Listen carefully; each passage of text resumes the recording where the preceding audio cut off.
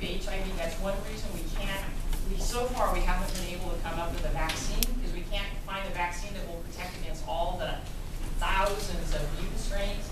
And with influenza virus, the high mutation rate of influenza virus means that we can't come up with a single vaccine that will protect us against all strains. That's why every year, the doctor tells us, come in and get your influenza vaccine. You say, I just had one last year. And then they'll tell you, well, you know what, that vaccine might not protect you against the epidemic strains that are circulating this year.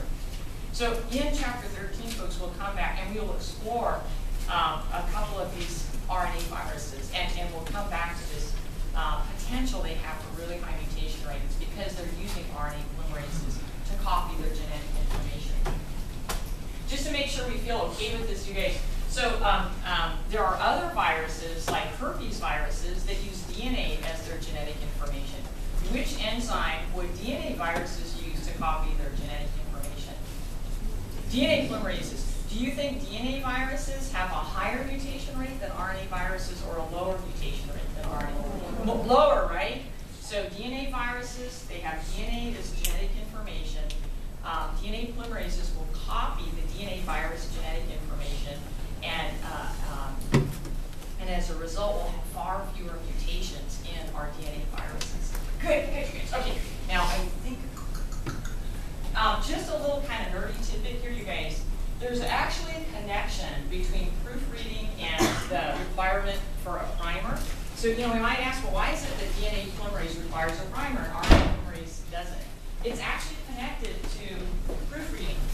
So it turns out with DNA polymerase cannot start or continue DNA synthesis unless it's just double checked to make sure there's proper base pairing between the template strand and a nucleotide on the new DNA strand that's being synthesized.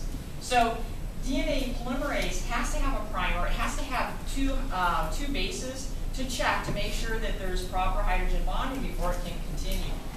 RNA polymerase, because it does not proofread, it doesn't require two bases to check before it continues RNA synthesis. So as a consequence of RNA not proofreading, that means that it doesn't require a primer. That's a nerdy tidbit. I would never ask that on the exam, but I was excited when I discovered that. Oh, okay, the two are connected. Okay. All right. Now I have a feeling that I'm forgetting something. Enzyme proofread, final mistake rate. One more thing that is similar between these two enzymes. Similarities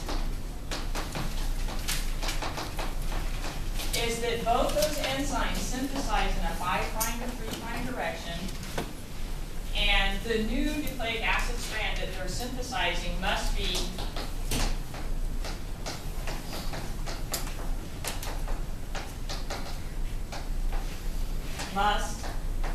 anti-parallel to the what? To the template, right? Does that make sense? And we'll illustrate that here in just a bit. Oh, and that reminds me of one more feature I wanted you all to know. So what is the template strand for DNA polymerase in cells?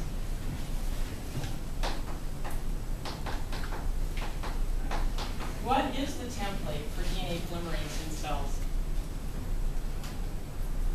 You guys are so tired. You should see your We need spring break right now, don't we? Okay. So you guys remember what template means? What does template mean? The guide, right? So when DNA polymerase was synthesizing DNA in our little E. coli example, what was the template? What was the guide? Yeah, DNA, remember? So single-strand DNA is the template for what again? DNA polymerase, okay? And what we're going to discover is that single-strand DNA is also the template for cellular RNA polymerase. So if I ask you, what is the template for DNA polymerase, what are you going to write in? DNA Single-strand DNA. If I ask you, what's the template for cellular RNA polymerase, what are you going to write? Single-strand DNA. Okay, so those are similarities. So we'd say here, these are similarities between DNA polymerase and RNA polymerase. Both are going to synthesize synthesized nucleic acid, 5' to 3'. For both DNA polymerase and RNA polymerase, the new nucleic acid strand they synthesize must be anti-parallel to the template. And for both DNA polymerase and cellular RNA polymerase, the template in the cell is what? Single strand DNA. Dynamite, you guys, you got it. On D2L, I put supplemental notes, and I got a table somewhat similar to this, just so you have hard copy of it in the supplemental notes on D2L. Good job, you guys. Excellent. Okay, so now that we've introduced our RNA polymerases, what we're going to do now is we're going to do very brief investigation of transcription in bacterial cells. So remember, folks, we're focusing on bacteria as our model organisms. So transcription in bacteria is much easier, much simpler than transcription in eukaryotic cells. So those of you that have had AMP, I think you're going to like this. It's so much easier than eukaryotic cells. So again, we want to make sure that we set the stage. We want to get the big view of what's going on here. So let's set our stage. Okay, so what we're going to be exploring next is what's called structural gene expression. So what the heck do we mean by structural gene? So a structural gene is a DNA sequence, a gene that encodes information for a protein. Okay, so this is a gene, DNA, which encodes information, I'll just put info for information, for a protein. So when we discuss structural gene expression, this is a two-step process where we're going to take the information encoded in the DNA sequence, we're going to transcribe that information into RNA, and then that RNA sequence will be used as a guide to make the protein. Okay, so a two-step process. So let's just take a look at it. And again, this is going to look very similar to the central dogma of information flow. Our DNA encodes information for an amino acid sequence in a protein, but we have to get that information in a two-step process. So in the first step, the DNA acts as a guide for synthesis of RNA, and here I'm going to put in mRNA, because when we're talking about transcription of a protein gene, the product is going to be messenger RNA. This is the process called transcription. And you'll notice, you guys, we're staying within nucleic acid language. We're just switching from one nucleic acid language to another. The key enzyme here is cellular RNA polymerase. It's going to carry out this process. Right? And then the second step in structural gene expression is when the information encoded in the messenger RNA will be translated. We're switching languages now. We're switching to the language of proteins.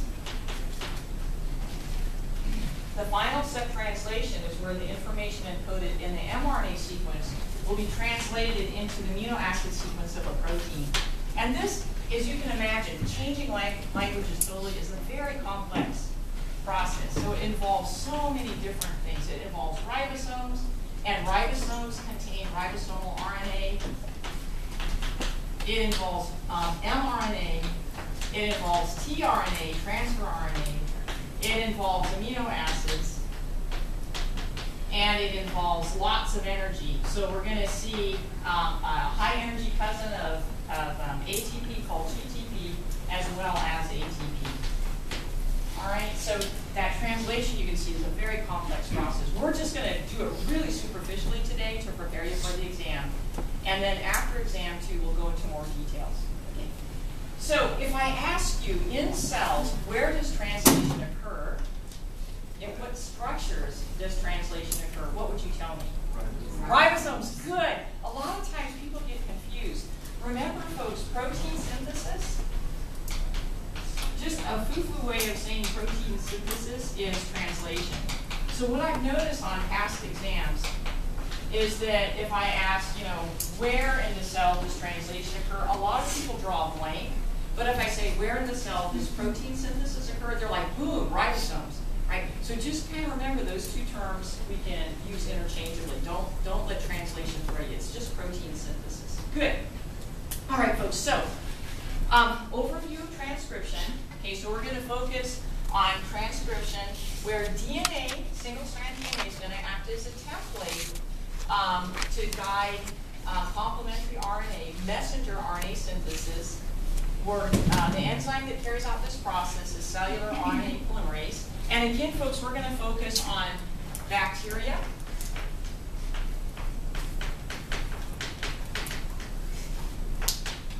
And the RNA polymerase in bacteria is located in the cytoplasm. So in prokaryotic cells and bacteria, transcription occurs in the cytoplasm. Where would transcription occur in your cells, in eukaryotic cells? In the nucleus, right? Because you have to ask yourselves, where is our chromosomal DNA located? And your chromosomal DNA is in your nucleus, right? So RNA polymerases are carrying out transcription in the nucleus, right? And we'll see it's much more complicated in eukaryote. You know, thank heavens, all we're dealing with are bacteria. You know, they're complicated enough. Okay, so just some key terms here. All right, transcription begins when RNA polymerase binds to a special DNA sequence called a promoter. Okay, so the promoter is a special DNA sequence to which RNA polymerase binds and then starts transcription. As we mentioned, transcription proceeds in a 5' to 3' direction, and it's going to be anti-parallel to the DNA template. And then transcription stops when it hits a special DNA sequence called the terminator. Okay, so I love it. It's so straightforward. I'm going to skip a few slides, you guys, just to get to the summary slide, because as I said, I just want to make sure we have enough time to get through. Oh, wait, I'm not going to skip yet. I want to make sure we have enough time to get through translation. So again, we're focused on bacterial transcription.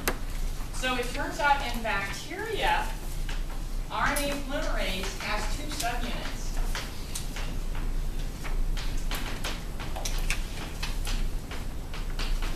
And one subunit is called the sigma subunit. And we use the sigma symbol. And the second subunit is called the core subunit. Now, you know, I always learn things as stories, right? So I'm always trying to come up with like personalities, which means I'm not a very good scientist, but oh well. Okay, so the sigma subunit, I like to think of this as the brains of RNA polymerase, and we'll explain why. And the core subunit, I like to think of as the workhorse of RNA polymerase, because it's the core subunit that actually carries out RNA synthesis. So the function here is RNA synthesis, or transcription. Okay, so it's going to do most of the work.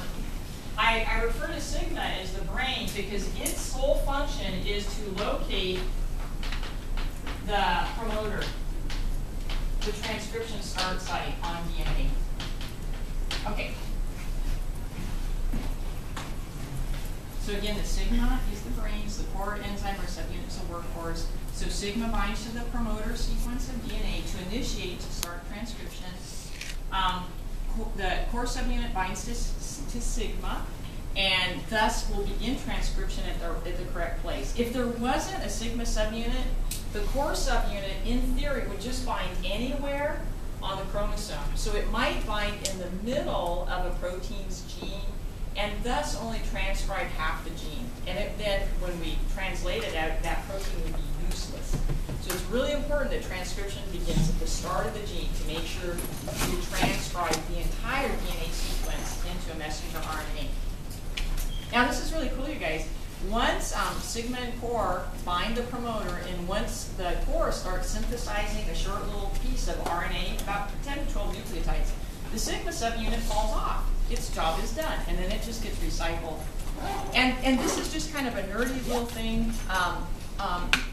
After exam 2, we're going to talk about how bacteria can control which genes get transcribed under specific conditions.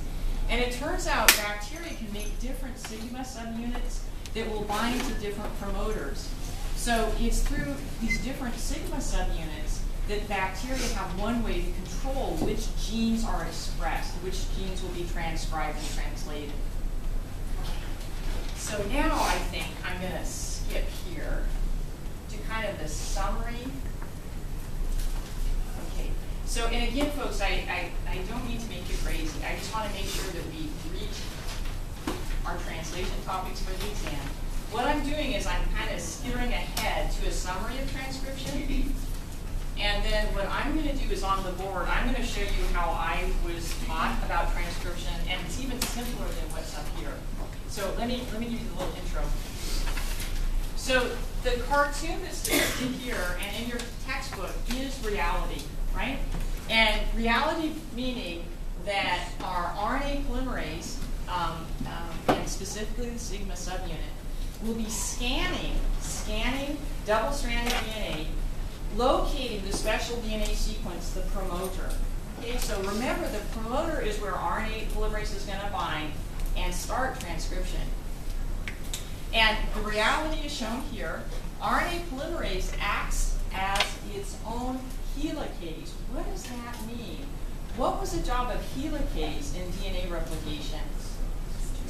It unzipped the double-stranded DNA to create the single-strand template, right? Well, here, RNA polymerase acts as its own helicase.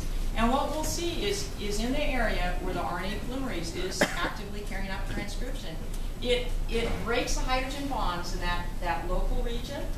It uses only one of the strands as a template. It transcribes only one strand, right? And then as it moves on, the double-stranded DNA, the nitrogenous bases reform their hydrogen bonds, right? So it's only while the RNA polymerase is present that we have the double-stranded DNA unzipped into two single-strand templates. Now, just another little tidbit for you guys, if we're looking at the bacterial chromosome,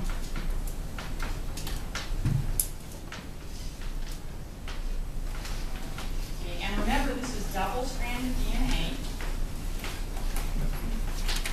and we're asking ourselves, are both strands of the DNA transcribed? And it turns out that usually in cells, for a given gene, usually only one of the strands will be transcribed. Only one of the strands will act as a template. The other strand won't be transcribed. And again, folks, the way I was taught, to me it made it a little bit easier. The way I was taught, we were taught, okay, the promoter is actually just a single strand. So I can put like a promoter right here. Okay, so this would be my promoter. So the way we were taught, wherever the promoter is, whichever strand the promoter is on, that becomes a template strand. So in one part of the chromosome, perhaps one of the DNA strands will act as a template. But it might be that on another part of the chromosome, maybe with a different gene, the opposite strand will be transcribed. Okay, so generally in cells, only one of the DNA strands will be transcribed into messenger RNA. Now, where do we see violations of this? With viruses, exactly. Okay, but in cells, usually only one of the strands in a given region of the chromosome will be transcribed. The DNA strand that's transcribed is what we call the template.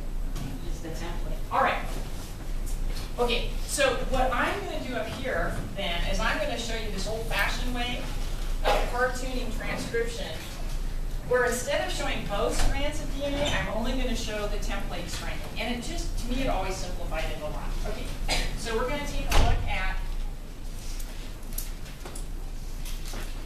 bacterial transcription.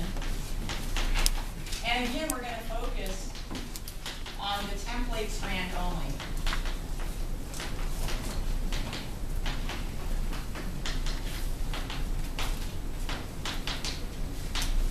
Okay, so white will represent my single-strand DNA template, the strand that will be transcribed. And again, guys, I'm just going to use little boxes here to indicate special DNA sequences. So I'm using green here to indicate what? Promoter. This is the promoter, right? So this is the special DNA sequence that sigma subunit recognizes as being like, this is where we're going to start transcription. So I'll use this as my little RNA polymerase of science. Okay. So what we can imagine is that we have RNA polymerase scanning. Sigma subunit recognizes that special DNA sequence of the promoter. Okay. And then we will have sigma and core subunit together here. It's the RNA polymerase starts traveling what we call downstream. So this will be our RNA polymerase. Synthesizing what, you guys? What is this thing coming out here? This is RNA, right? And we're going to presume that we're transcribing a structural gene, a gene for a protein. So which special type of RNA would this be? This would be messenger RNA. Carries information for the amino acid sequence of a protein. Okay, so this is my little RNA polymerase right here, and this is my product. Now, help me out, you guys. Remember our rules. Which end would this be of the mRNA? 3' or 5'? I know it's tricky. Okay, so this would actually be the 5' end, because remember, our polymerases can only add new nucleotides to the 3' end, right? Okay, does that make sense? All right.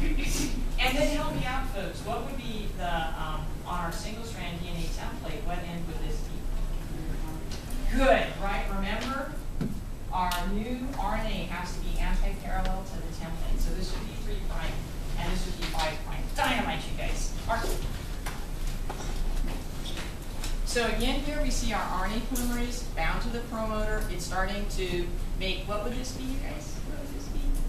This is the mRNA. Good, okay.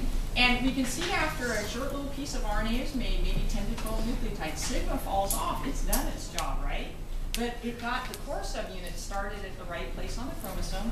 So the core subunit of RNA polymerases keeps going, transcribing. Our mRNA gets longer and longer and longer until we hit, we're going to put in our cartoon a special DNA sequence here called the terminator. What does termination mean? To stop, right?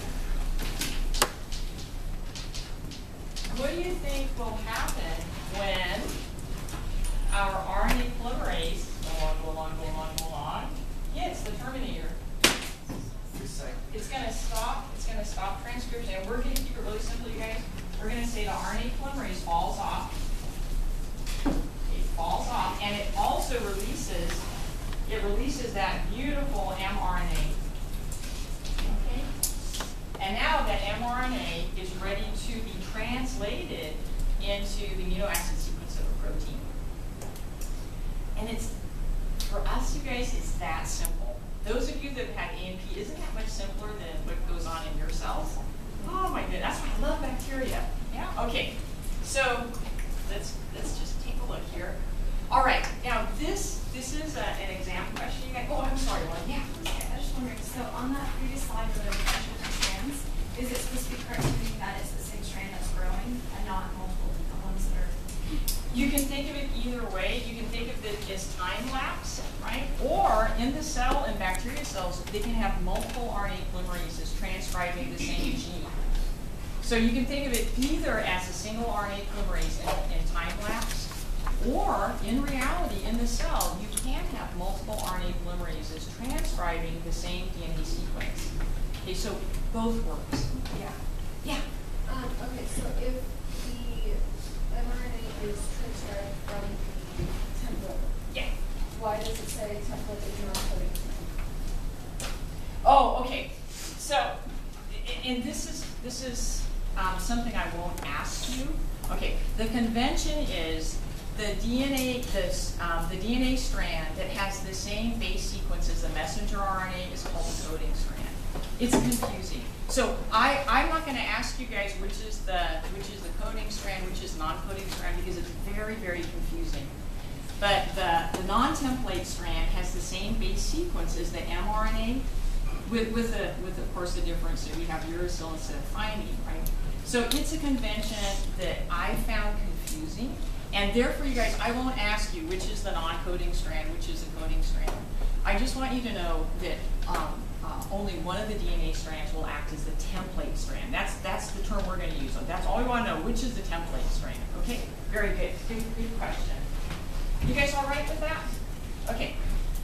So the next topic, and there is one exam question on this, is I want you guys to know what is polycistronic mRNA. And first key point, polycistronic mRNA is mRNA that carries information for 2 or more proteins.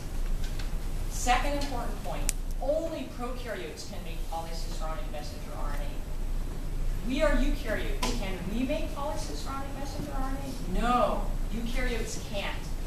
All right, so let's take a look. This is a bacterial chromosomal chromosome. We have our double-stranded DNA. Okay, and here I've tried to use the older convention of just showing one strand that has a promoter. And what we want to recognize here, you guys, is that we have 3 structural genes side by side on the chromosome. And what we want to note is there's no transcription terminator between them.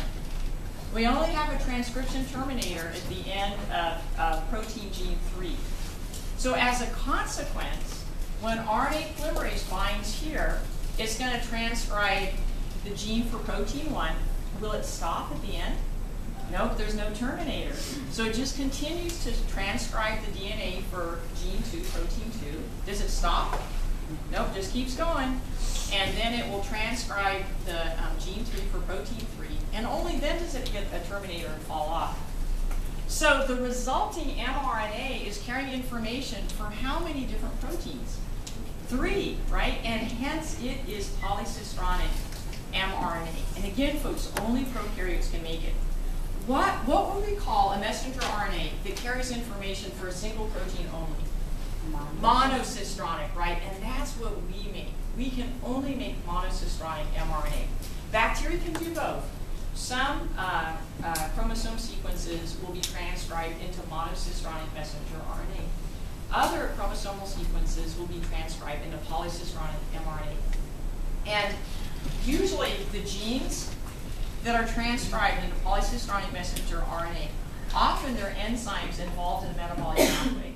So the bacteria wants to make sure that it's making equal numbers of enzyme 1 as enzyme 2 as enzyme 3. So it's a way to coordinate gene expression to make proteins that will be involved in similar processes. Very cool stuff.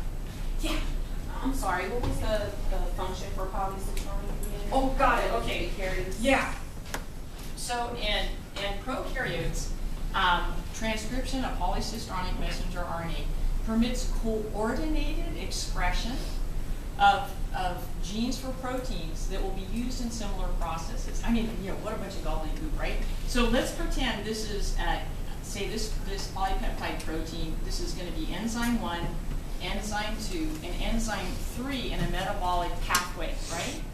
Right, so it makes sense that the cell is going to want to make equal amounts of enzyme 1 as enzyme 2 as enzyme 3. So polycistronic messenger RNA is a way for the cells to make sure it's making the correct amounts of proteins that are involved in a similar process, such as a metabolic pathway. Okay, does that sort of make sense? Not really. Okay. Can you say that, like, just for what's the function of polycistronic RNA? Did you just say it carries genes for multiple proteins? Is it that Yeah, I simple, or- probably won't ask you for the function. It'll probably be simpler, like what is it? So what is polycistronic